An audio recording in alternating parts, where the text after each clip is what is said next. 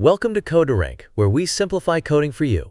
If you're struggling with Tailwind CSS not working in your React project, don't worry, you're not alone. Many developers face this issue, where Tailwind classes don't apply properly. But I've got a simple fix for you.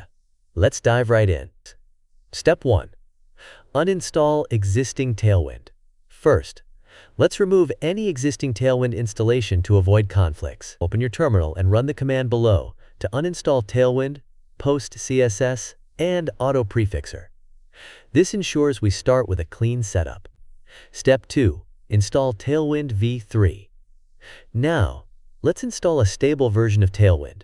We'll install Tailwind version 3, along with post CSS and auto prefixer. This version is well tested and should work smoothly with your React project. Step 3. Initialize Tailwind. Next, we need to generate the Tailwind config file.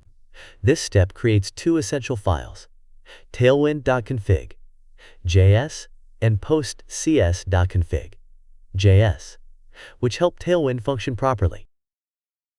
Step 4. Update Tailwind config file. Now, open the tailwind.config.js file and update the content section. This step ensures that Tailwind scans all your React files correctly. Without this, Tailwind classes might not be applied. Step 5. Import Tailwind in your CSS file. Next, open your main CSS file such as index.css or app.css and add Tailwind's base styles. This ensures that all Tailwind utilities, components, and base styles are properly loaded into your project. Step 6. Restart the server and test Tailwind. Finally, restart your React app to apply the changes. Once the server is running, test if Tailwind is working by adding a simple component with Tailwind classes. If the styles appear correctly, congratulations. Your Tailwind setup is now working perfectly. And that's it. If this quick fix helped you, don't forget to like this video and subscribe to Codetorank for more web development tips. Have any questions or facing issues? Drop them in the comments.